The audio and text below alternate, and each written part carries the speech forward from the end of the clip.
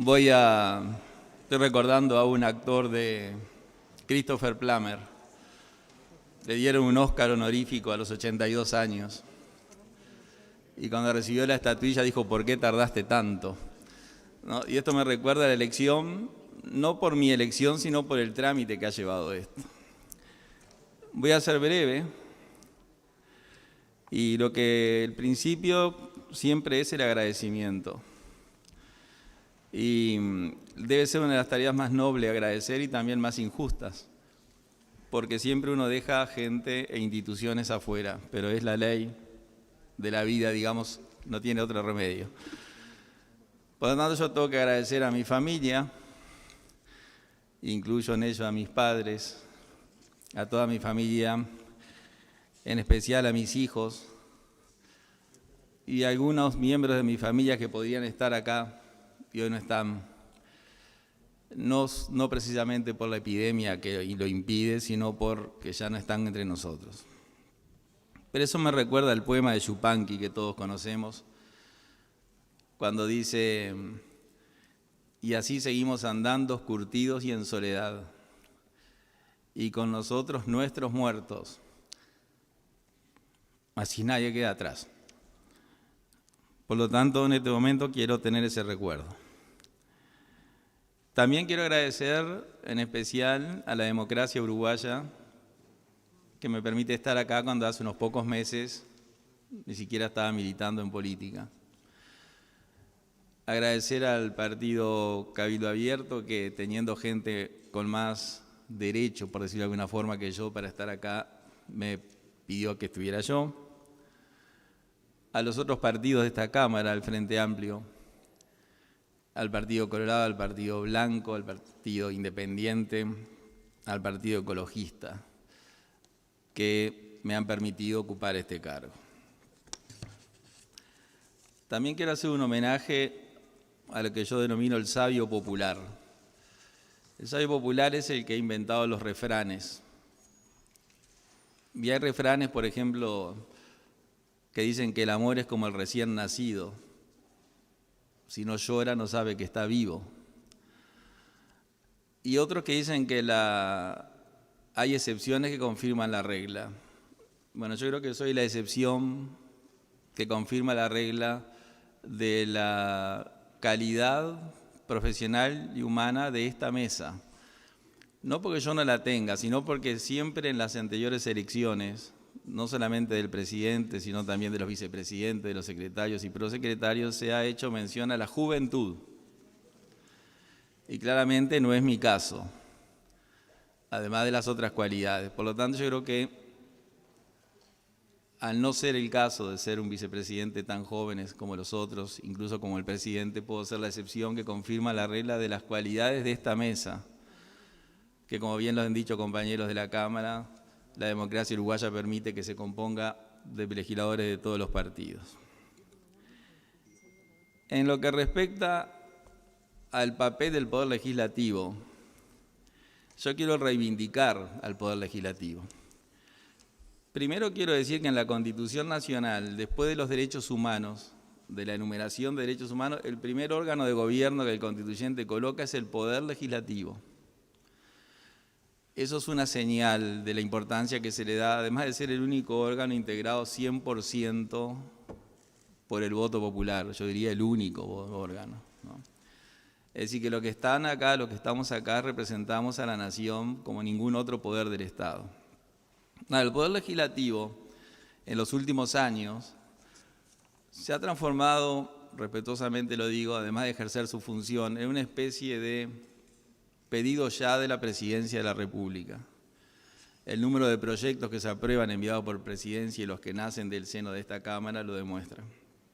Y eso nos ha permitido crear una superestructura, que es la Presidencia de la República, a la cual nosotros tenemos que ser celosos, cuidadosos, custodias de sus competencias, de las cuales muchas de ellas se le han dado, como quien dice, a solicitud de la Presidencia, pero discuto la constitucionalidad de esas competencias que después la veremos en el correr de este periodo. En lo que respecta a la situación actual, Yo soy una persona que no tengo capacidad como para crear para crear nada, digamos, desde el punto de vista intelectual, pero sí que he leído y tengo buena memoria, entonces me fundo en lo que hicieron otros, pero por lo menos lo cito. El Uruguay está atravesando una crisis, como todos sabemos, una crisis puntual producto de la epidemia, junto con otros países. Entonces, yo me baso en algunos filósofos que se han hecho estas preguntas y que en 5 minutos termino, no se asusten. La pregunta es cómo vamos a salir de esta crisis. Pero esa nos lleva a otra interrogante de fondo, que es cómo debemos entender lo que está sucediendo. Y eso a su vez nos lleva a otra pregunta. Si hay en el actual gobierno, que formamos todos, porque hablo de gobierno en el sentido de Jiménez, que le daba Jiménez de Arechaga como un sistema orgánico de autoridades electas democráticamente para, ejerciendo las funciones jurídicas del Estado, cumplan los fines y cometidos de éste, o sea que incluyo a lo que se conoce como oficialismo y oposición. La pregunta es si este gobierno tendrá la sabiduría, la cultura, la racionalidad, la capacidad, la idea y la conciencia para asumir los valores y medidas que satisfagan las necesidades de la gente. Porque desde que tengo memoria, todos los actos electorales, los partidos siempre prometemos lo mismo.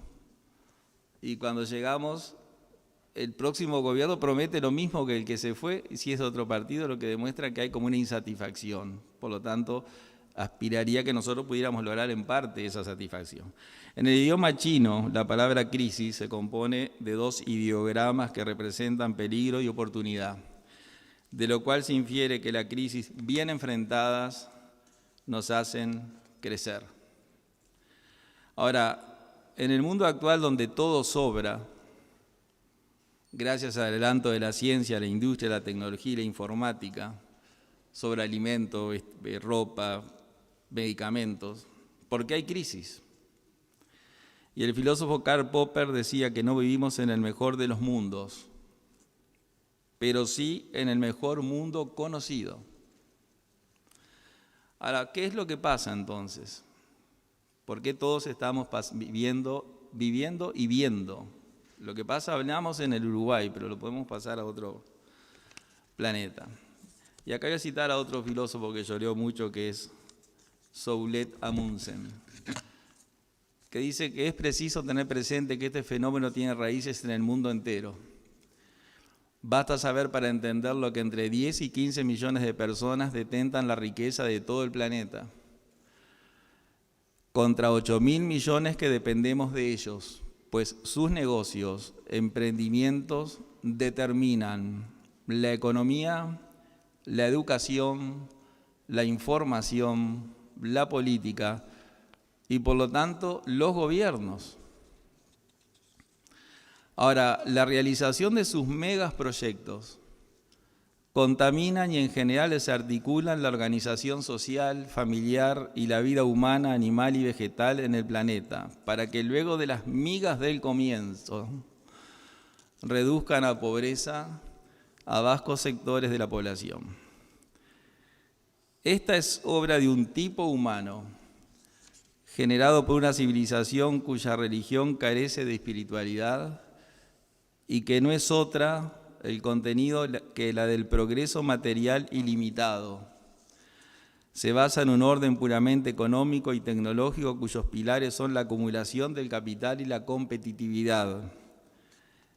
Y la economía y el ser humano pasa a ser un recurso.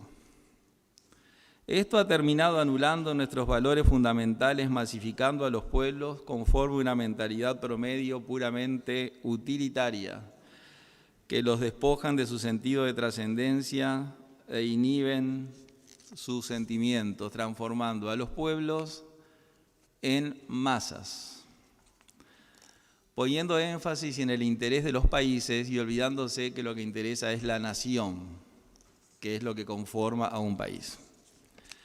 El filósofo norteamericano Herbert Marcuse tiene muchos libros, pero hay 2 muy importantes: El hombre unidimensional y Eros y civilización. En ese segundo libro, Marcuse dice textual que hemos creado un mundo puramente tecnológico, puramente económico, y eso ha creado un tipo humano, el hombre económico. Para poder llegar a insertarte tú en ese contexto puramente económico y tecnológico, tienes que convertirte en un ser humano que solo despliega eso que se llama rendimiento. Eso es lo que se espera de ti. Tu parte afectiva, tus sueños, tu imaginación, tu espíritu, tu parte sublime, no la necesitamos. Te necesitamos como una pieza de una máquina que rinde a la eficiencia y al grado inversor y al PBI, que priorizamos tanto eso que nos olvidamos de las personas. Ahora, ¿cómo se detiene esto? Yo creo que en el Uruguay lo puede detener este Parlamento, porque por su composición todos nos necesitamos. Entonces, frente a un poder ejecutivo, frente a una presidencia que nos va a pedir muchas leyes, nosotros, si tenemos en cuenta esa parte humana que a veces el fervor de los economistas olvidan, podemos dirigir en parte, no, claro, no vamos a encontrar toda la solución, esas soluciones que a mí me parece que son a los problemas que nos enfrentan. Incluso se dice que la época de oro de Uruguay, desde el punto de vista económico, era cuando sus ministros de Economía eran abogados. Y no estoy defendiendo a los abogados, pero el economista a veces pierde desde el punto de vista humano que la economía desde Adam Smith en adelante lo ha perdido. Además de eso, lo va a parar a esto la naturaleza, que ya lo está haciendo. La contaminación, los incendios, las inundaciones, las sequías, los deshielos, las enfermedades, los virus, el cambio climático. En el Uruguay no se puede tomar agua ni sol, o no, por lo menos no es recomendable. Por eso creo que este Parlamento es una bisagra justa para detener eso, para que por medio de la nación darle viabilidad al país, que es lo que interesa al sistema orgánico de gobierno. Por lo tanto, yo simplemente quería compartir con esto, con ustedes estas reflexiones. Agradecer nuevamente no solamente la votación, sino los fundamentos de voto, que han sido para mí muy emocionantes. Y agradecer en especial a mis hijos, que son, digamos, mi continuidad y la continuidad de su madre, que me hayan acompañado en este momento, que para mí es muy importante. Muchas gracias.